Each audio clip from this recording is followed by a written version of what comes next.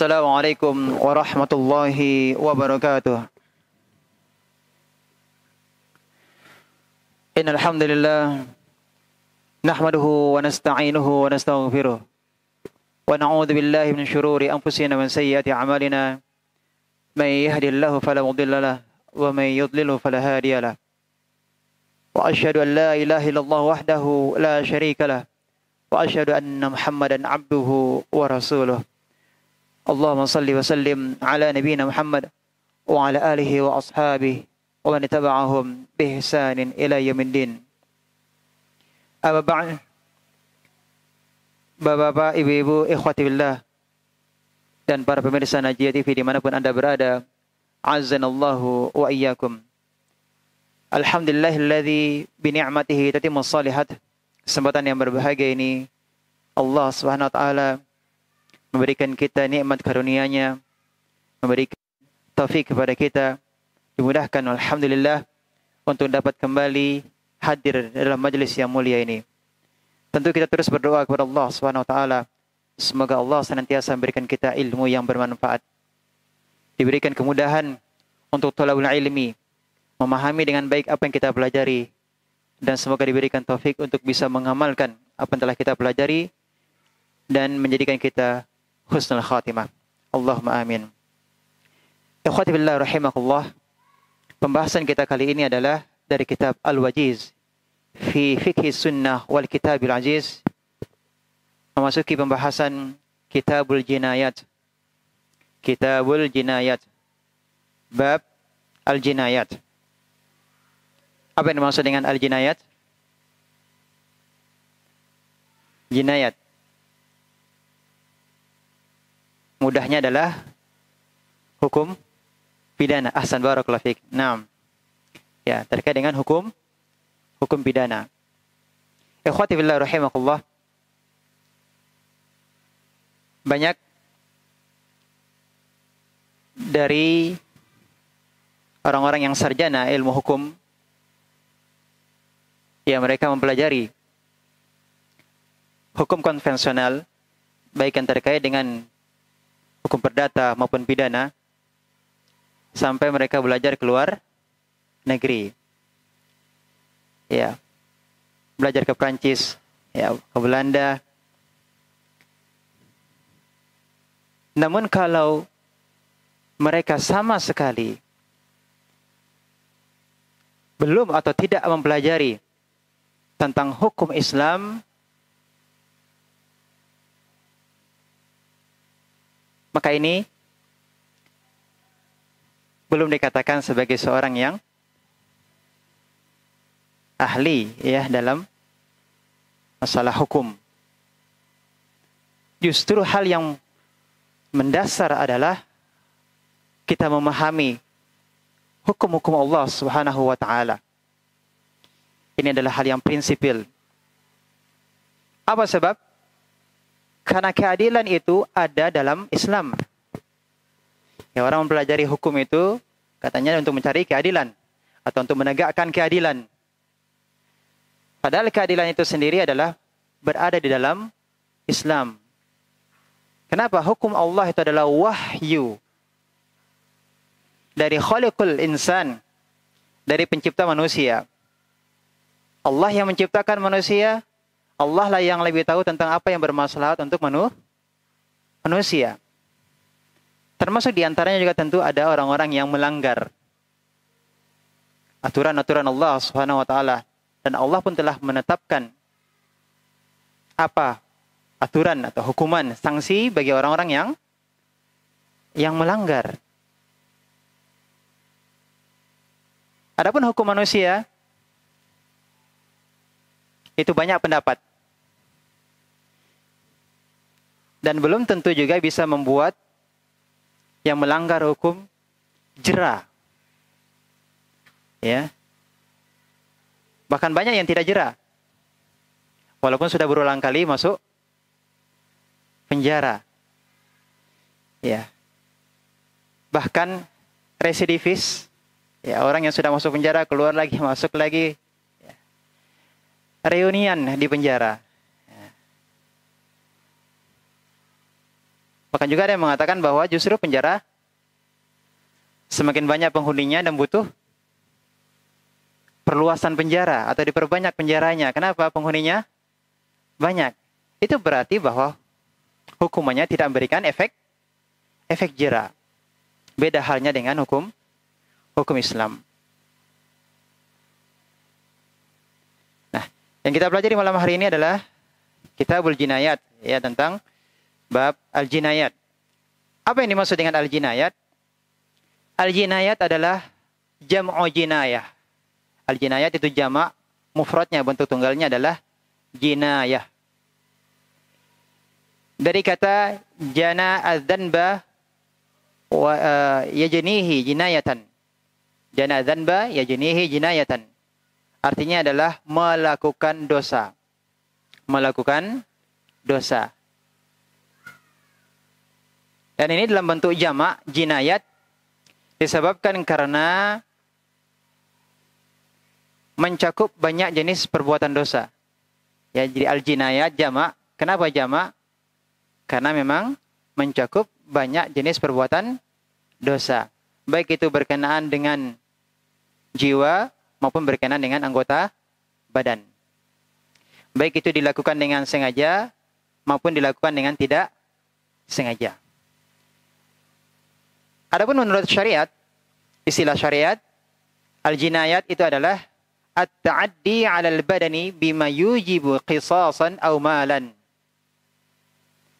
Menurut istilah syariat, al-jinayat itu adalah menganiaya badan. Menganiaya badan sehingga pelakunya wajib dijatuhi hukuman qisas atau membayar diat.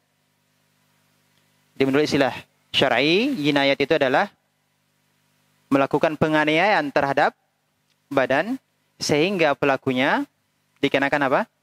Wajib dikenakan qisas atau membayar diat. Nah, ikhwati billah rahimakumullah, berikutnya penulis menyebutkan di sini adalah ta'zimu hurumatil muslimin. Bahwasanya Islam itu memuliakan kehormatan-kehormatan kaum muslimin. Kita ketahui bersama bahwa Allah memuliakan manusia. Laqad karramna bani Adam. Kami telah memuliakan anak keturunan Adam alaihissalam. Allah SWT telah memuliakan manusia. Dan bertambah tinggi derajatnya dengan ketakwaan. Inna akramakum indallahi atqakum. Sebaliknya, orang yang tidak taat kepada Allah Subhanahu wa taala, tidak bertakwa, maka berarti dia telah menghinakan dirinya yang pada asalnya manusia itu adalah mulia. Ya. Namun jika dia tidak taat kepada Allah Subhanahu wa taala, berarti dia telah menghinakan dirinya.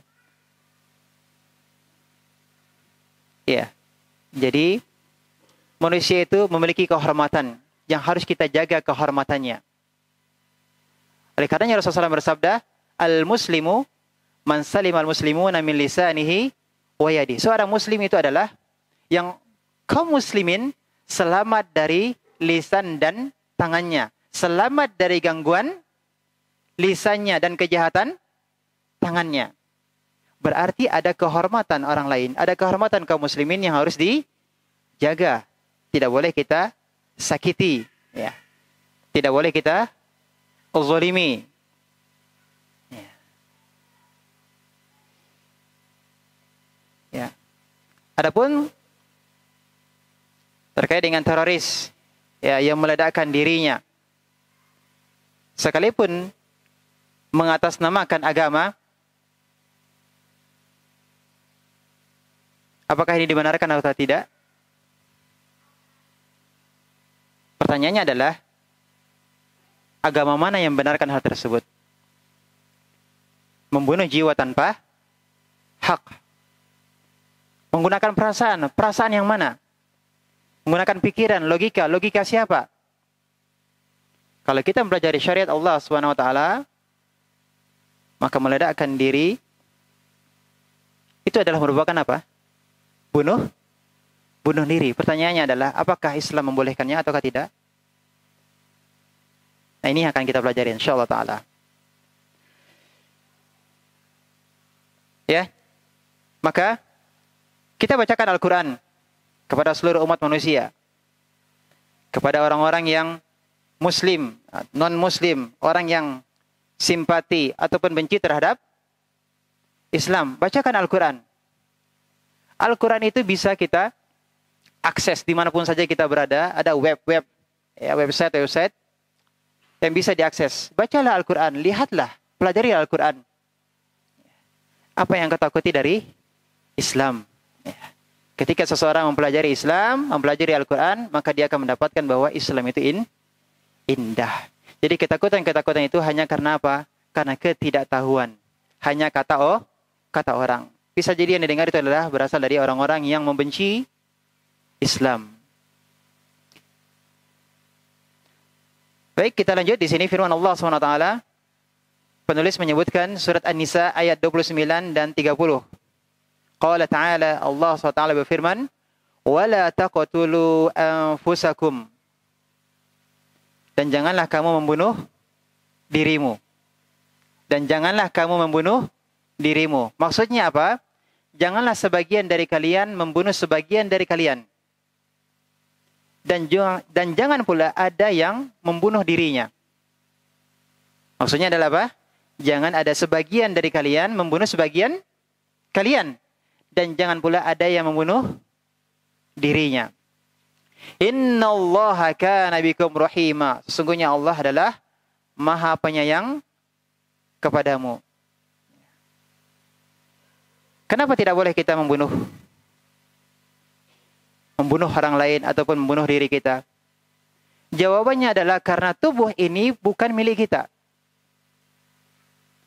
Tubuh ini adalah milik Allah Subhanahu wa taala. Sampai diri kita juga tidak boleh kita bunuh diri. Kenapa? Karena tubuh ini bukan milik kita. Milik siapa? Milik Allah. Ini adalah amanah. Tubuh ini adalah amanah yang harus kita jaga. Kalau ada seseorang yang diberikan kendaraan dinas, kemudian dia menggunakan seenaknya, dia merusaknya, bahkan mungkin dia bisa jadi membakar kendaraan roda 2 atau kendaraan roda 4.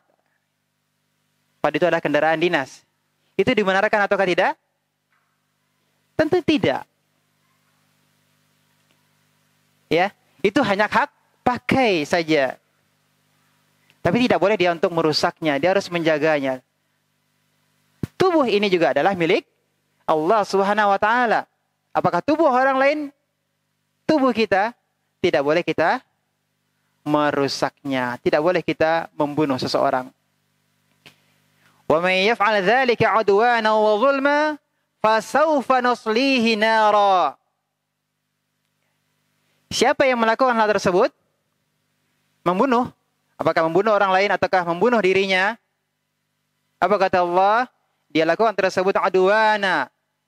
Ini dengan melanggar hak, wa zulma, dan aniaya. Fasawfa nuslihi nara. Niscaya akan kami masukkan dia ke mana? Ke dalam neraka. Wa kana dzalika 'ala Allahi yasira. Yang demikian itu adalah mudah bagi Allah. Di sini balasannya Allah sebutkan apa? Allah akan memasukkan pelakunya yang membunuh orang lain ataukah bunuh dirinya sendiri, Allah akan memasukkan dia ke dalam neraka. Surat apa tadi? An-Nisa ayat 29 dan 30. Berikutnya, penulis menyebutkan surat An-Nisa ayat 93. Wa qala ta'ala, "Wa may yaqtul mu'minan muta'ammidan fajazaohu jahannamu khalidan fiha." Barang siapa membunuh muta'ammida dengan sengaja. Siapa yang dibunuh? Membunuh seorang mukmin. Dia membunuh dengan sengaja. Fajazauhu, maka balasannya adalah jahannam, khalidan fiha, kekal dia di dalamnya. Tidak hanya sampai di situ saja, kemudian Allah katakan, wa ghadiballahu alaih. Allah akan murka terhadapnya. Berikutnya, wa la'anahu. Allah melaknatnya. Selanjutnya, wa adda lahu 'adzaban 'azima. Allah siapkan untuknya. Apa itu? Azab yang besar baginya.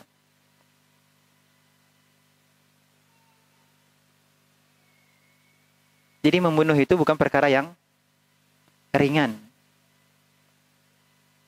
Namun kenyataannya kalau kita baca data statistik,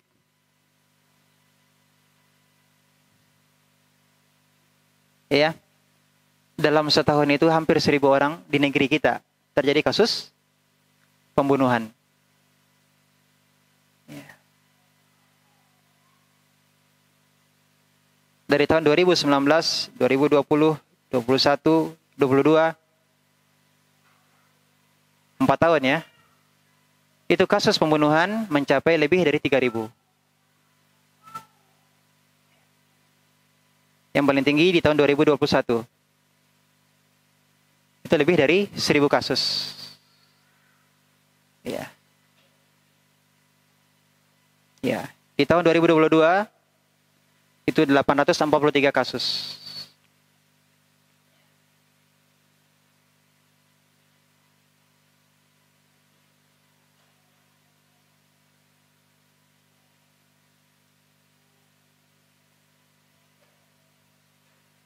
Membunuhnya karena apa? Karena hawa nafsu. Permasalahan dunia. Dan lebih parah lagi kalau mengatasnamakan agama kemudian membunuh tanpa hak. Tidak dibenarkan oleh syariat.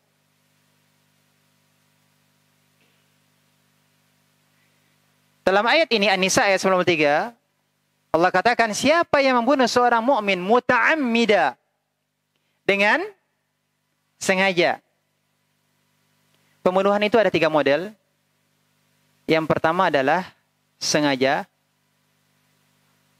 Yang kedua adalah seperti sengaja. Yang ketiga adalah salah bunuh. Yang pertama adalah sengaja. Dia membunuh menggunakan alat. Yang jelas-jelas alat itu adalah memang akan membahayakan, akan membunuh. Walaupun dia tidak niat membunuh, tapi alat yang dia gunakan bisa membunuh, maka dihukumi pembunuhan dengan sengaja. Yang kedua adalah mirip sengaja. Seperti sengaja. Alat yang dia gunakan itu bukan alat yang bisa membunuh. Tapi bisa saja membunuh. Ya. Contoh tangan. Ya. Memukul seseorang. Ya, kalau memukul ini kemungkinan tidak membunuh. Tapi ada yang memukul yang bisa membunuh.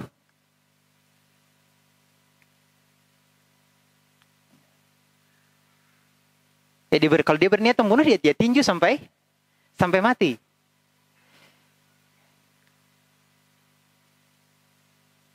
Yang ketiga adalah salah. Tidak bermaksud untuk membunuh. Seperti apa?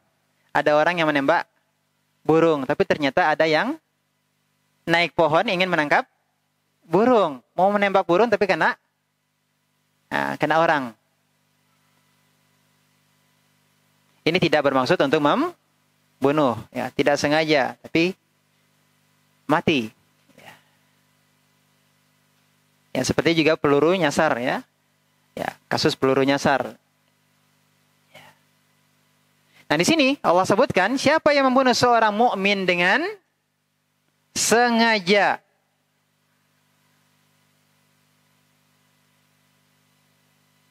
Maka balasannya adalah dia akan masuk ke dalam Jahannam, kekal di dalamnya. Kalau dunia masuk penjara berapa tahun? Berapa tahun kasus pembunuhan? Kita tanya orang pengadilan ini, berapa? 15 tahun, 20 tahun, seumur hidup 10 ke atas, ya, 10 tahun ke atas. Ada yang sampai paling tinggi seumur hidup. Ya. Ya.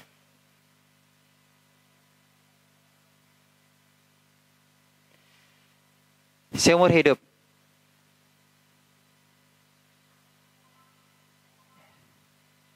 Tapi kalau di akhirat, apa yang Allah katakan tadi? Khalidan fiha. Ya. Bahkan pelaku pembunuhan di dunia masuk penjara pun juga terkadang diperlakukan dengan hormat. Ada juga yang tinggal diberikan fasilitas AC. Ya.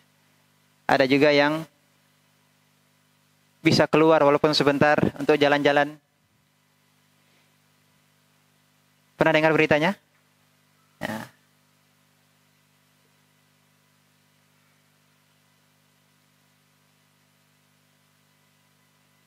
Apalagi kalau sampai membunuh seorang polisi.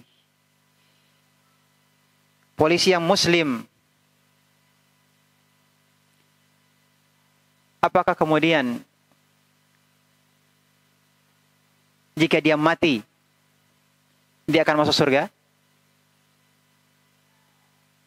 Apa yang Allah katakan tadi? Yang sengaja membunuh seorang mukmin dengan sengaja, maka balasannya apa? Dimasukkan ke jahanam, khalidan fiha, dia kekal di dalamnya. Dan Allah akan murka terhadapnya. Bagaimana kemudian dia akan mengatakan dia akan masuk surga? Allah akan melaknatnya. Maksudnya apa? Dia akan dijauhkan dari rahmat Allah Subhanahu wa taala. Dan Allah akan persiapkan untuknya azab yang besar. Jadi ini bukan perkara yang ringan.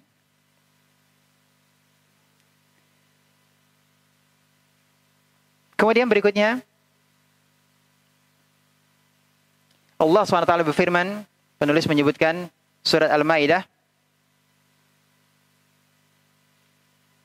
min ajli dzalika katabna ala bani Israil annahu man qatala nafsan bighairi nafs. Oleh karena itu kami tetapkan suatu hukum bagi Bani Israel,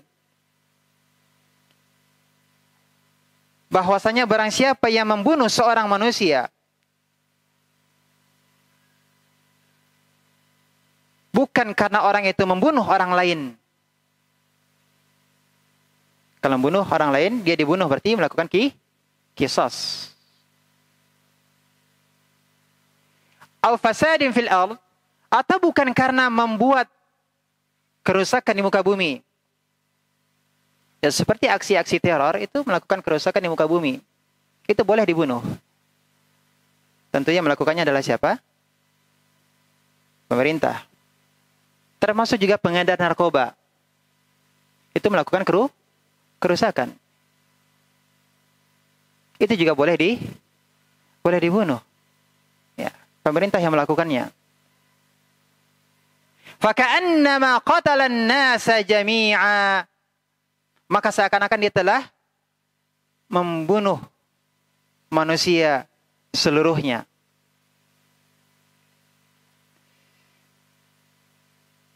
Ini membunuh seorang. Satu saja yang dibunuh. Maka seakan-akan Allah katakan, dia seperti membunuh semua orang. Kenapa? Karena kita semuanya satu keturunan dari siapa? Dari Nabi Adam alaihissalam. Dan bisa jadi orang yang dibunuh ini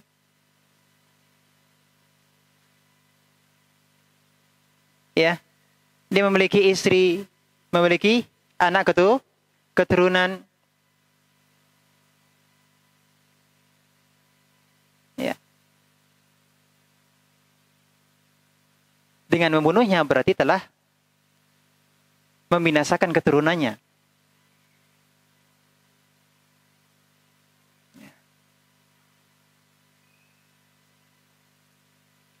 Nah, di sini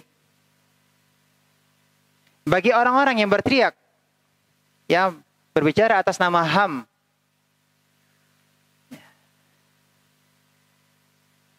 Kabarkan kepada mereka bahwa bacalah kitab Taurat yang Allah turunkan kepada Bani Israel. Allah turunkan hukum yang sama kepada orang-orang Yahudi. Hukumannya apa? Yang membunuh dibunuh. Kemudian itulah yang ditetapkan untuk umat Nabi kita Muhammad sallallahu alaihi wasallam. Artinya orang-orang Yahudi pun juga mereka hukumannya juga sama. Yang membunuh dibunuh. Itu yang Allah tetapkan. Silakan lihat di Taurat.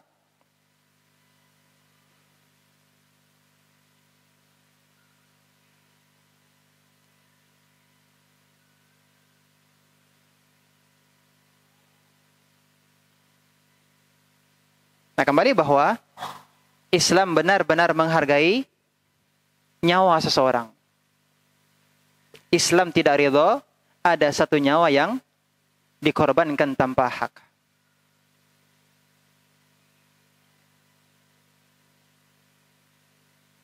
Nah, berikutnya penulis mendatangkan hadis Nabi sallallahu alaihi wasallam dari Abu Hurairah radhiyallahu an, anna Rasulullah sallallahu alaihi wasallam Rasulullah SAW bersabda, ini terkait dengan 7 dosa yang membinasakan.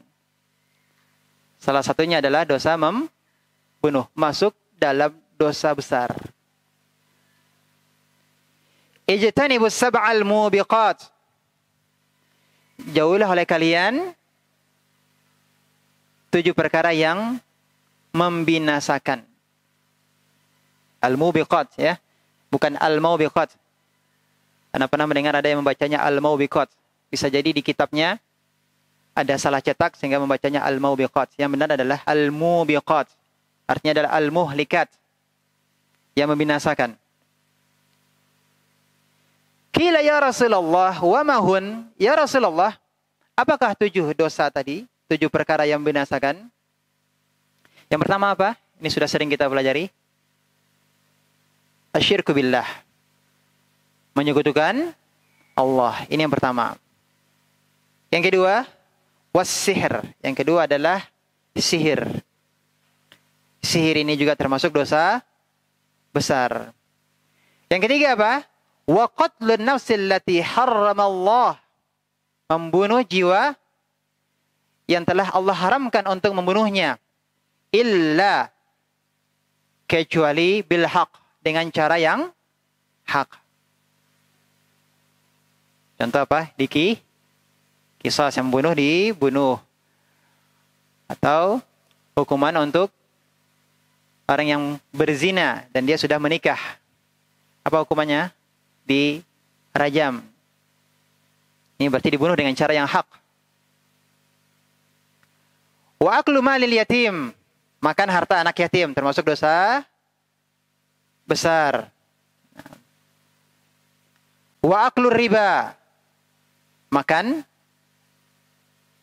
ya, riba. Wa tawalli yaum zah. Lari dari medan perang. Wa qadful muhsanatil ghafilatil mu'minat. Menuduh wanita-wanita mukmin sebagai wanita yang berzina, padahal mereka tidak pernah terdetik dalam pikiran mereka terkait dengan zina. Mereka tidak tahu menahu tentang zina. Bermaksud untuk berbuat zina saja tidak, tapi mereka dituduh berbuat zina. Ini termasuk perbuatan dosa besar. Yang pertama adalah apa? Syirik. Menyekutukan Allah. Ini adalah kerusakan terbesar di muka bumi. Di dunia sengsara, di akhirat lebih sengsara lagi, bahkan binasa. Pelakunya tidak bertobat sampai akhir hayatnya, maka dia akan kekal di dalam neraka. Tidak ada kesempatan untuk dimasukkan ke dalam surga. Innallaha la yaghfiru ayyushraka bih. Allah tidak mengampuni siapa yang menyekutukannya. Yang berbuat syirik, Allah tidak akan mengampuninya lagi kalau sampai matinya dia tidak bertobat. Yang kedua apa? Sihir. Sihir sekarang jadi tontonan, ya, jadi hiburan. Permainan-permainan anak juga ada sihirnya, ya, mengajarkan anak bagaimana berbuat sihir atau meniru sihir. Jadi sihir itu menjadi tuntunan, ditiru. Bahkan sama-sama kita ketahui film kartun juga, ya, mungkin juga film orang dewasa, sinetron juga ada ada tongkat peri, ya, ada kantong ajaib, ada mantra-mantra yang diajarkan, ya, mantra-mantra yang diajarkan. Nah, berubah jadi apa? Berubah jadi kucing, ya, berubah jadi harimau, berubah jadi manusia super. Apa itu semuanya? Sihir. Yang seharusnya kita berlindung dari sihir, berlindung kepada Allah. Na'udzubillahi minas sihir. Kita berlindung kepada Allah dari sihir. Tapi sekarang sihir malah menjadi hiburan, menjadi tontonan. Padahal kita harus benci terhadap sihir. Ini sihir termasuk apa? Dosa besar. Berikutnya adalah makan harta anak yatim. Selanjutnya adalah makan riba. Nah, ini riba masih banyak merajalela. Pada orang yang makan riba itu akan diperangi oleh Allah. Siapa yang memeranginya? Allah yang akan memeranginya. Bagaimana bisa kita hidup dengan tenang? Bagaimana kita meminta kepada Allah di saat yang bersamaan Allah memerangi kita? Disebabkan karena masih memakan harta riba dan tidak berani untuk meninggalkannya. Ya Allah, kalau ada yang ditanya, Ustaz, bagaimana saya akan makan kalau saya meninggalkan riba? Jawabannya adalah, siapa yang memberimu makan ketika engkau berada di perut ibumu?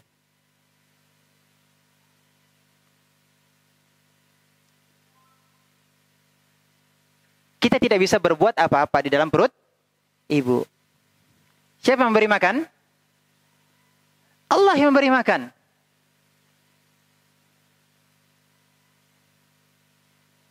Saya sudah meninggalkan riba, tapi sekarang saya miskin. Bagaimana nih Ustaz? Jawabannya adalah, lihatlah para sahabat. Mereka hijrah dari Makkah menuju Madinah. Mereka tinggalkan keluarganya. Mereka tinggalkan hartanya. Tidur di mana? Tidur di masjid. Makan susah. Kadang makan tidak makan. Sampai ada sahabat yang pingsan. Tetapi meninggalkan sesuatu yang diharamkan oleh Allah SWT, meninggalkan kerusakan dunia, meninggalkan kemaksiatan menuju Allah SWT, itu adalah merupakan suatu kehormatan.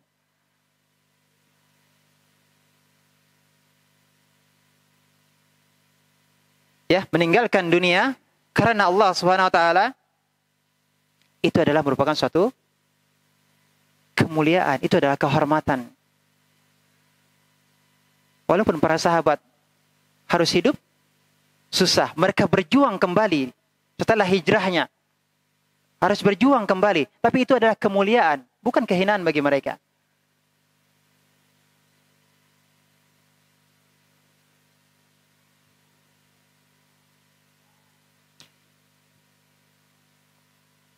Kemudian lari dari medan perang. Ini dosa besar. Kemudian menuduh wanita-wanita yang beriman mereka melakukan zina, ini juga termasuk dosa besar. Yang perlu kita garis bawahi dari 7 dosa yang membinasakan tadi apa? Membunuh jiwa tanpa hak. Ini termasuk dosa besar. Berikutnya dari Abdullah ibn Umar bin Khattab radhiyallahu anhuma, bahwasanya Rasulullah SAW bersabda, la zawalud dunya ahwanu 'ala Allahi min qatli rajuli muslim. Bagi Allah, hilangnya atau lenyapnya dunia itu lebih ringan, ahwan, lebih ringan bagi Allah daripada membunuh seorang muslim.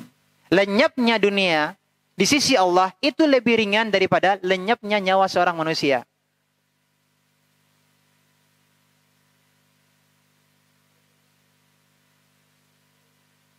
Dan kenyataannya kita melihat pembunuhan banyak, termasuk juga pembunuhan terhadap kaum muslimin, pembantaian kaum muslimin.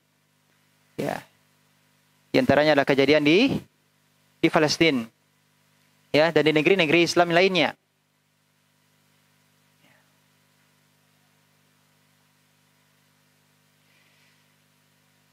Jika satu nyawa itu dianggap murah, dianggap remeh,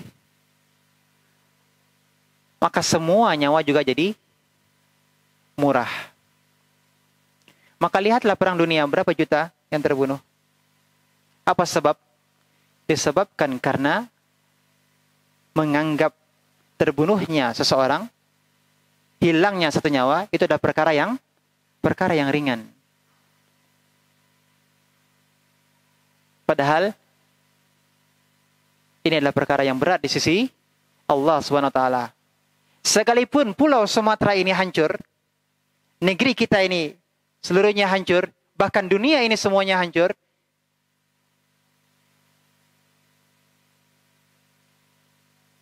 itulah tidak ada apa-apanya dibandingkan dengan satu nyawa yang hilang. Di sisi Allah SWT ini adalah perkara yang berat, bukan perkara yang ringan.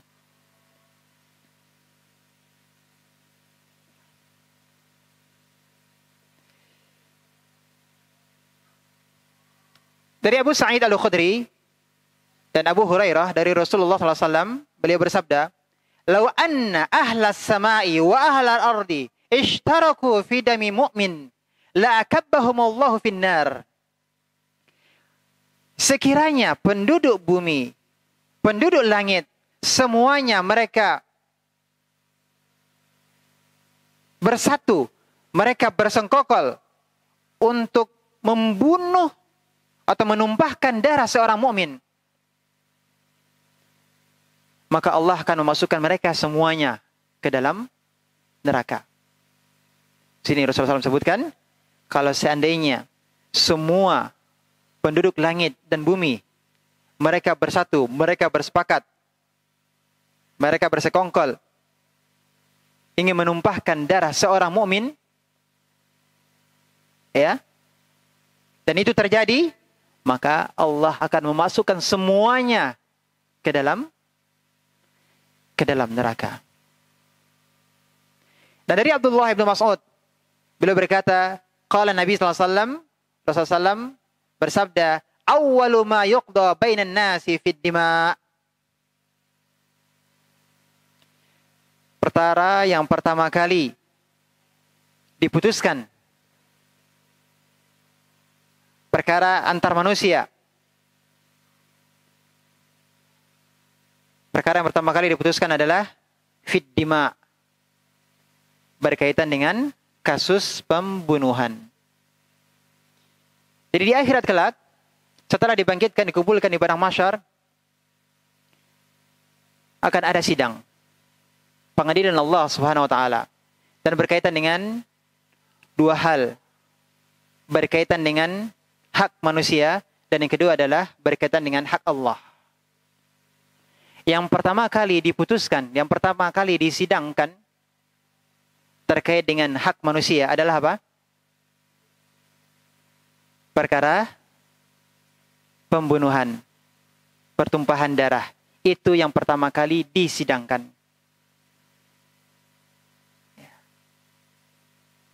Adapun terkait dengan hak Allah, yang pertama kali disidang perkara tentang salat. Kalau baik salatnya, maka perkara selanjutnya akan baik. Jadi terkait dengan hak manusia, yang pertama kali disidangkan adalah perkara tentang apa? Tentang pembunuhan. Terkait dengan hak Allah, yang pertama kali disidang adalah tentang salat. Ikhwati billah rahimakumullah. Tadi telah kita sebutkan bahwa yang pertama kali diputuskan perkaranya pada hari kiamat kelak terkait dengan permasalahan manusia adalah apa?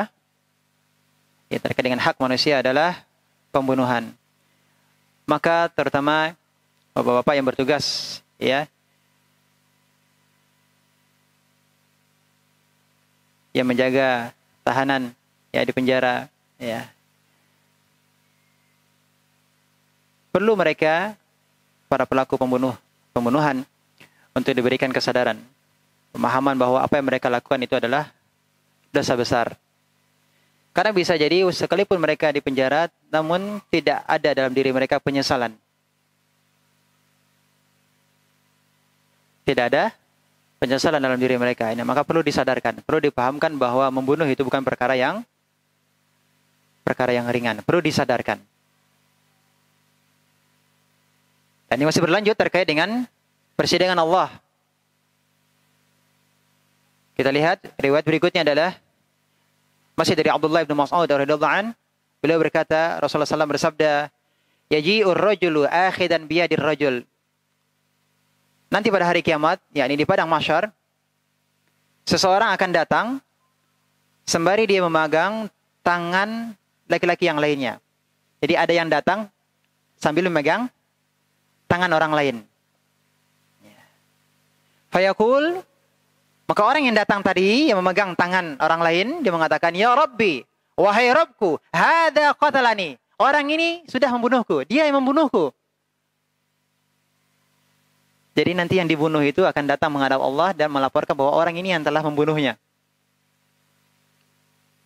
Ya. Yang membunuh itu akan dipegang tangannya, dibawa ke hadapan Allah Subhanahu wa taala. Maka Allah akan berkata kepadanya, "Lima qataltahu?" Kenapa engkau membunuhnya? Maka orang yang membunuh tersebut mengatakan, "Qataltuhu litakuna al-izzatu lak." Aku membunuhnya agar agar tegak kemuliaan. Jadi dia membunuh itu karena syariat Allah. Maksudnya kemuliaan ini adalah kemuliaan Islam, kemuliaan Allah. Agar terdapat kemuliaan. Kemuliaan siapa? Kemuliaan Allah. Jadi dia membunuhnya sesuai dengan syariat. Maka Allah mengatakan, "Fa innaha li." Sesungguhnya kemuliaan tersebut adalah milikku, kata Allah. Berarti orang yang membunuh ini mendapatkan pahala. Orang yang membunuh ini mendapatkan pahala karena sesuai syariat. Kemudian selanjutnya ada yang datang sembari memegang tangan orang lain. Maka dia mengadu kepada Allah, "Inna hadza qatalani." Orang ini telah membunuhku. Maka Allah bertanya kepada orang tersebut, "Lima qataltahu?" Mengapa engkau membunuhnya? Maka dia menjawab, "Litakunal izzatu li fulan." Aku membunuhnya agar kejayaan, kemuliaan itu menjadi milik si fulan. Jadi dia membunuh karena seseorang, bukan karena Allah. Ya, berjuang untuk nama besar seseorang. Ya, berjuang untuk mendapatkan tanda jasa. Bukan karena Allah Subhanahu wa taala. Fayaqul, maka Allah akan berkata kepadanya, "Innaha laysat li fulan." Kemuliaan itu bukan milik si fulan. Fayabu bi'ithmi, maka kemudian dia mengakui dosanya. Kalau yang pertama tadi membunuh karena Allah, kalau yang kedua adalah membunuh bukan karena Allah. Yang pertama mendapatkan pahalanya, yang kedua mendapatkan dosanya. Maka ini mungkin bagi bapak-bapak ya yang memiliki kewenangan untuk menangkap ya seseorang, bisa jadi diberikan kewenangan juga untuk menembaknya dalam kondisi tertentu gitu kan. Atau bisa jadi bapak-bapak kita yang di kepolisian ya atau ke tentara ya. Pertanyaannya adalah ketika engkau diharuskan untuk membunuhnya karena apa? Membunuhnya karena apa? Apakah itu sesuatu yang hak ataukah tidak? Tapi yang jelas yang dibunuh akan datang menghadap kepada Allah Subhanahu wa taala sambil membawa orang yang membunuhnya. Kalau membunuhnya sesuai syariat berarti akan mendapatkan pahala. Jika tidak, maka dia akan mendapatkan dosanya. Maka kita harus lebih berhati-hati terkait dengan masalah ini.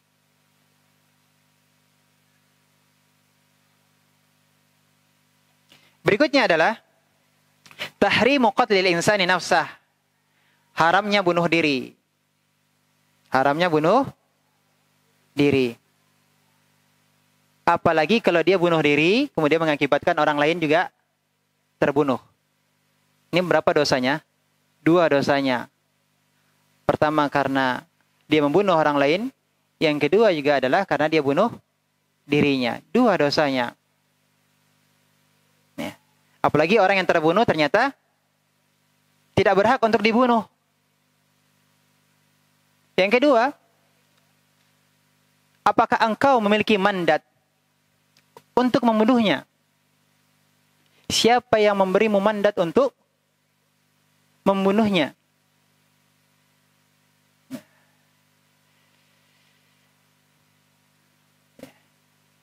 Terkait dengan apa? Larangan bunuh diri. Nah, kalau dia bertanya, kan boleh masuk ke saf musuh.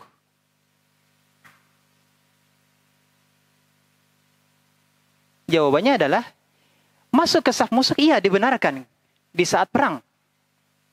Betul-betul perang antara kaum muslimin dan orang kafir. Tetapi apakah dipastikan ketika seseorang masuk ke tengah saf musuh tersebut, dipastikan dia mati? Jawabannya belum tentu. Ya kan? Belum tentu. Bisa jadi menang.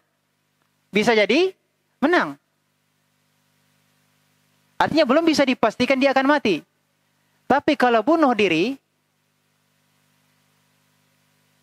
dipastikan dia yang mati terlebih dahulu. Dan bisa jadi yang dibunuhnya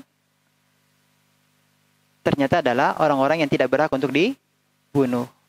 Kaum muslimin juga yang terbunuh. Ya, atau orang-orang kafir yang mereka mendapatkan apa? Perlindungan.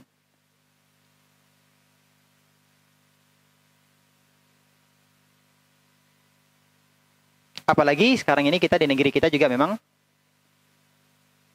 tidak ada perang. Tidak ada perang ya antara kaum muslimin dan orang kafir. Nah, di sini penulis mendatangkan dalil dari Abu Hurairah radhiyallahu anhu dari Nabi sallallahu alaihi wasallam, beliau bersabda, "Man taradda min jabal faqatala nafsah." Siapa yang menjatuhkan dirinya dari atas gunung, ia bunuh diri. Ya bunuh diri dengan cara apa tadi? Menjatuhkan dirinya dari atas gunung.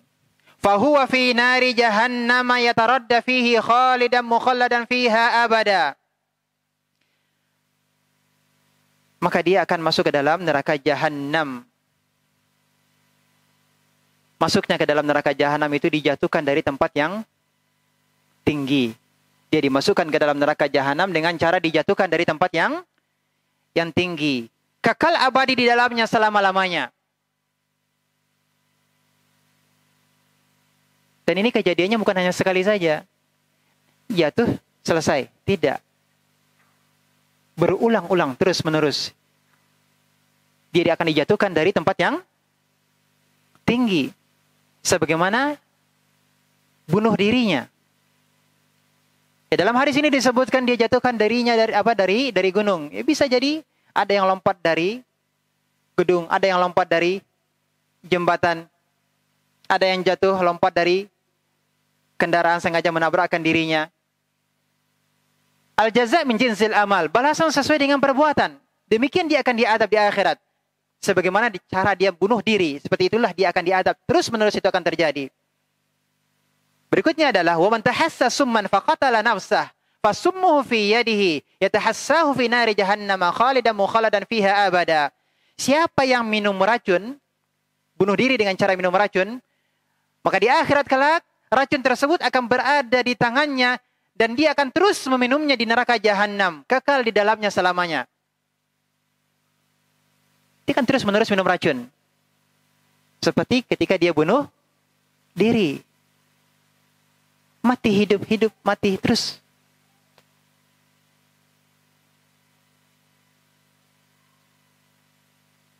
Wa man qatala nafsahu bihadidatin fahadidatuhu fi yadihi yaja'u biha fi batnihi fi nari jahannam khalidan mukhalladan fiha abada. Siapa yang membunuh dirinya dengan menggunakan pisau tajam, ya, atau benda tajam lainnya, besi yang tajam, maka pisau tajam tadi atau benda tajam tadi akan berada di tangannya dan dia akan terus menusuk perutnya di neraka jahanam kekal abadi selamanya.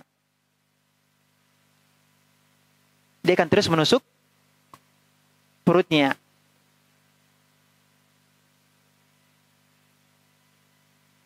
Berarti ini bukan perkara yang ringan, bukan perkara yang sepele. Mengerikan.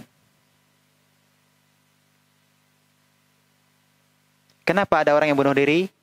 Masalahnya adalah karena ada masalah dengan imannya. Hampa hatinya dari iman. Karena masalah ekonomi, masalah dunia. Tidak berprasangka baik kepada Allah Subhanahu wa taala. Dan dari Jundab Ibni Abdullah, dia berkata, Rasulullah SAW bersabda, "Kana fi man kana qablakum rajulun bihi jurhun, fajazi'a fa akhadha sikinan, fahazza biha yadahu, famaraqa ad-damu hatta mata." Rasulullah bersabda, ada salah seorang di antara kalian, orang tersebut, ini peristiwa kejadian sebelum kalian. Ada seseorang sebelum kalian,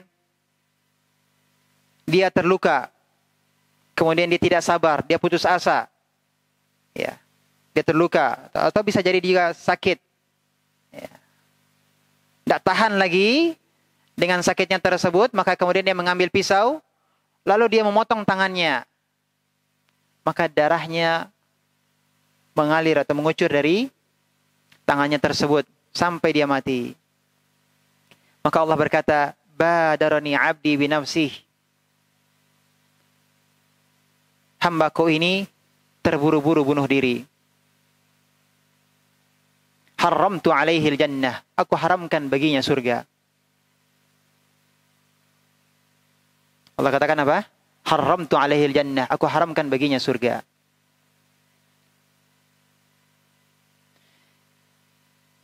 Ikhwati fillah rahimakumullah. Mungkin pikiran orang yang bunuh diri, dengan bunuh diri urusan selesai. Tapi bagi keluarga yang ditinggalnya, apakah kemudian urusannya selesai? Tidak. Banyak masalah yang ditinggalkan. Bisa jadi orang bunuh diri tadi urusannya selesai di dunia untuk dirinya. Tapi di akhirat, urusannya belum selesai, tidak selesai. Maka dia harus pegang tongkat iman dengan kuat-kuat. Dan dia harus meyakini bahwa fa inna ma'al usri yusra. Inna ma'al usri yusra. Sesudah kesulitan itu ada kemudahan. Sesudah kesulitan itu pasti ada kemudahan. Satu kesulitan akan datang dua kemudahan. Badai akan berlalu. Ya. Fajar harapan akan menyingsing. Maka gelapnya kesulitan permasalahan hidup akan sirna. Yang penting apa? Husnuzan, berprasangka baik kepada Allah dan bersabar. Wal aqibatu lil muttaqin. Bukankah akibat kesudahan itu untuk siapa? Orang-orang yang bertakwa. Tinggal tunggu waktunya saja.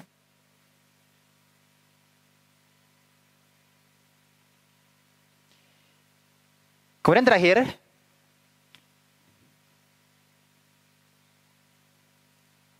ketika Nabi SAW hijrah ke Madinah, dan hijrah pula ke Madinah At-Tufail ibnu Amr, dan bersama At-Tufail ibnu Amr ada seorang laki-laki dari kaumnya, kemudian fahtawau al-Madinah, kemudian mereka tidak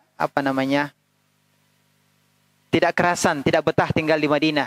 Bisa jadi disebabkan karena cuacanya. Kemudian laki-laki yang hijrah bersama At-Tufail ibnu Amr ke Madinah tadi, kemudian dia sakit. Dia sakit, lalu dia tidak sabar, dia tidak tahan lagi dengan sakit yang dideritanya. Fa'akhadha masyaqisalah. Kemudian dia mengambil anak panah. Anak panah miliknya. Anak panah tersebut bermata lebar. Faqata'a biha barajimahu. Kemudian dengan anak panah tadi dia potong ruas-ruas jarinya. Fashakhabat yadahu hatta mat. Kemudian mengalirlah darah dari ruas-ruas jari yang dipotongnya sampai dia mati. Jadi kawannya Tufail ibnu Amr tadi yang hijrah bersamanya tadi, tidak tahan dia tinggal di Madinah sampai dia sakit, ya. Tidak tahan lagi dengan sakitnya tersebut, dia potong ruas-ruas jarinya sampai dia mati. Kemudian kisahnya adalah At-Tufail ibnu Amr bermimpi melihat kawannya tersebut. Apa yang dilihat oleh At-Tufail? Ra'ahu hayatuhu hasanah. Laki-laki tersebut penampilannya baik. Laki-laki yang bunuh diri tadi penampilannya baik. Wa ra'ahu mughatiyan yadayhi. Dan Tufail melihat laki-laki tersebut menutupi kedua tangannya. Maka dalam mimpi tersebut, At-Tufail bertanya kepada kawannya, "Ma sana'a bika rabbuk?" Apa yang telah Allah perbuat terhadapmu? Karena dilihatnya ternyata kawannya ini penampilannya baik. Maka kawannya tersebut mengatakan, "Ghafara li bi hijrati ila nabiyyi." Allah telah mengampuni dosaku disebabkan karena aku hijrah kepada nabinya. Jadi Allah mengampuni dosanya disebabkan karena apa? Hijrah bersama Nabi sallallahu alaihi wasallam. Faqal, kemudian Tufail berkata, "Mali araka mughatiyan yadaik." Aku melihat engkau menutupi kedua tanganmu. Para Tufail kan tahu tangannya terluka. Dalam mimpinya dia melihat bahwa tangannya ditutup, dia menutupi tangannya atau tangannya tertutup. Dia mengatakan, dikatakan kepadaku, lan nusliha minka ma afsadta. Kami tidak akan memperbaiki apa yang engkau rusak. Karena engkau telah merusak tanganmu, maka kami tidak akan memperbaiki hal tersebut. Faqassaha Tufail ala Rasulillah sallallahu alaihi wasallam. Kemudian Tufail ibnu Amr menceritakan tentang mimpinya tersebut. Maka Rasulullah mengatakan kepada Tufail, apa respon Nabi SAW? Allahumma waliyadaihi faghfir. Ya Allah, ampunilah dosa-dosa pada kedua tangannya. Ampunilah dosa-dosa pada kedua tangannya. Ikhwati fillah rahimahullah, para ulama memasukkan hadis ini pada bab orang yang bunuh diri tidak kafir.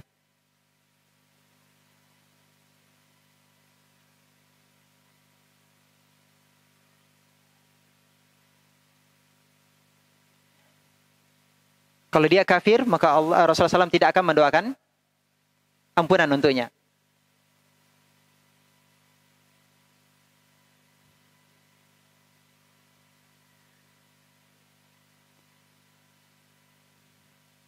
Berarti ada kemungkinan dia akan diampuni oleh Allah SWT.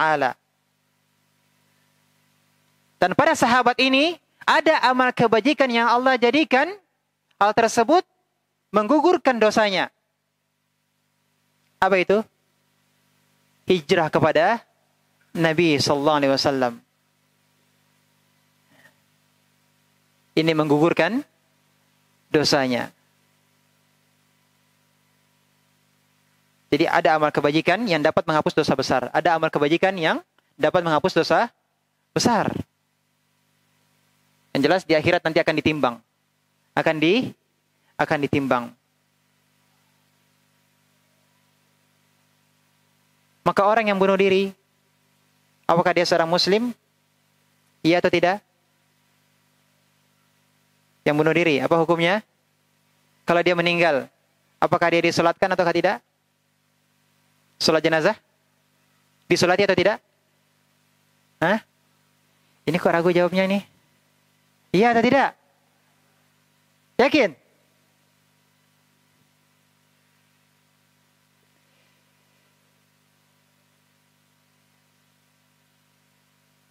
Orang yang mati bunuh diri juga tetap disolatkan.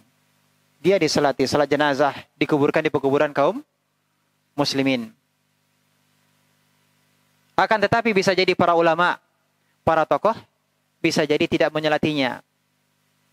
Sebagai apa? Sebagai pelajaran. Jangan ada yang bunuh diri. Ini dosa besar. Tetapi hukumnya dia masih seorang muslim. Adapun terkait dengan dalil-dalil yang menyebutkan dia kekal di dalamnya, ini menunjukkan apa? Menunjukkan itu adalah perkara yang berat, dosanya dosa besar, adabnya adab yang berat, adabnya adab yang lama. Bisa jadi Allah akan mengampuninya, tapi Allah mengampuninya untuk waktu yang lama. Dan adab di akhirat itu, di neraka itu, adab itu semakin lama, bukan semakin ringan. Tidak sama, adab itu semakin berat. Semakin lama semakin berat. Bisa jadi ini menunjukkan begitu lamanya dia disiksa, atau begitu beratnya dia disiksa.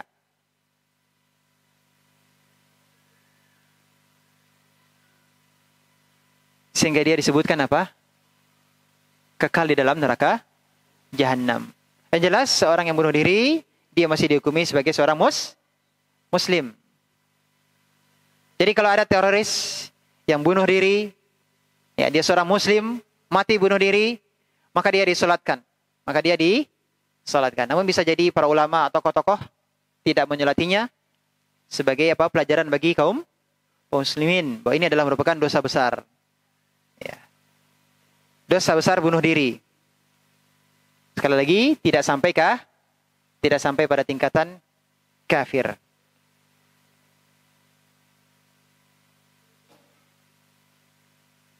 Kita cukupkan sampai di sini pembahasan kita.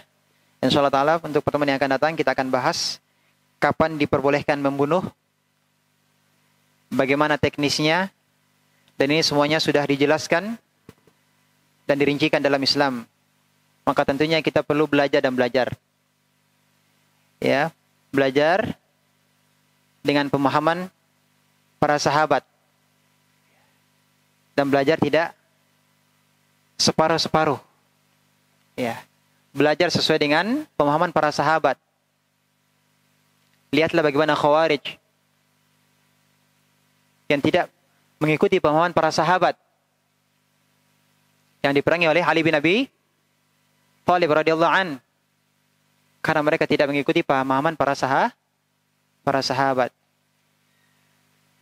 Nah, jadi pentingnya kita menuntut ilmu dan jangan sampai kita salah dalam menuntut ilmu. Terus menerus kita belajar. Kita merasa butuh kepada ilmu. Ya, dan kita berusaha setiap kali kita akan menghadiri majelis ilmu, kita berniat kepada Allah, kita berdoa kepada Allah SWT. Niat kita adalah karena Allah SWT dan kita niatkan untuk mendapatkan ilmu yang bermanfaat, diberikan pemahaman yang baik. Maka penting kita berdoa kepada Allah diberikan taufik betul-betul kita mendapatkan faedah ketika hadir dalam majelis ilmu. Namun tentu kita harus melakukan adab-adab terkait dengan adab ilmu. Ya, diantaranya apa? Diantaranya adalah fokus, menyimak dengan baik. Dan ini tentu tidak mudah, karena setan akan terus datang berusaha untuk menarik perhatian kita untuk keluar dari majelis ilmu. Jasad kita dalam majelis ilmu. Ya. Badan kita berada hadir di masjid. Ya. Tetapi pikiran kita, perhatian kita kepada hal-hal yang lainnya yang tidak ada kaitannya dengan majelis ilmu. Maka segala sesuatu yang akan mengalihkan perhatian kita dari majelis ilmu harus kita hilangkan, harus kita jauhkan, harus kita amankan terlebih dahulu. Sehingga kita duduk di majelis ilmu betul-betul karena Allah Subhanahu wa taala. Dan harus kita sadari bahwa apa yang akan kita pelajari itu adalah kalamullah. Itu adalah yang mulia. Yang akan kita pelajari, yang akan kita simak adalah hadis Nabi sallallahu alaihi wasallam. Maka kita duduk, kita memperhatikan, kita mencatat, kita serap, kita pahami dengan baik, seakan-akan wahyu itu sedang turun kepada Nabi kita Muhammad sallallahu alaihi wasallam. Seakan-akan Rasulullah SAW sedang menyampaikan hadis kepada para sahabat. Maka dengan demikian kita akan mendapatkan keberkahan dari ilmu kita. Karena terkadang kita tidak mendapatkan faedah keberkahan dari ilmu kita disebabkan karena kita kurang memperhatikan adab-adab dalam majelis ilmu. Wassallallahu Muhammadin wa ala alihi wasallam. Kurang lebihnya mohon maaf. Mudah-mudahan menjadi ilmu yang bermanfaat. Kita tutup dengan kafaratul majlis. Subhanaka bihamdika asyhadu an la ilaha illa anta astaghfiruka wa atubu ilaik. Wassalamualaikum warahmatullahi wabarakatuh.